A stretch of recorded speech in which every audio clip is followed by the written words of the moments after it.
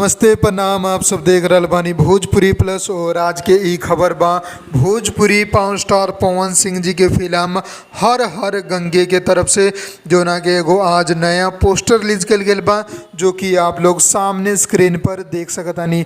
और सिर्फ ई पोस्टर ही ना बा, एकरा साथे एगो बड़ा अनाउंसमेंट भी भइल बा।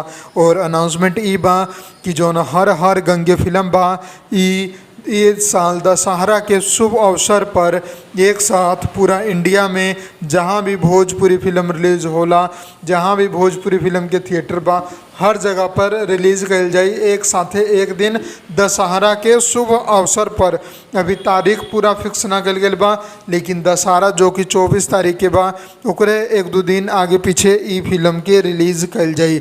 सबसे बड़ा संकट के बात तो ये बा कि सेम दिन पर ही खेसारी लाल यादव जी के फिल्म संघर्ष 2 भी रिलीज होए वाला बाड़ी, जो ना के ऑफिशियल अनाउंसमेंट खेसारी लाल यादव, उनकर प्रोड्यूसर और उनकर डायरेक्टर एक साथ आके कैले रहले प्रेस कॉन्फ्रेंस करके। तो आप लोगन के ई अपडेट के बारे में जान के कैसा लागल कमेंट बताइए। और पोस्टर बहुत ही मज़ेदार बा, तो ज़्यादा से ज़्यादा पोस्टर शेयर करी। और जे भाई लोग के पोस्टर पसंद आयल बा तो वीडियो को लाइक करके चैनल के सब्सक्राइब कर ली। यही तरीका से भोजपुरी के सारा अपडेट आप लोगन खातिर लेके आते रह।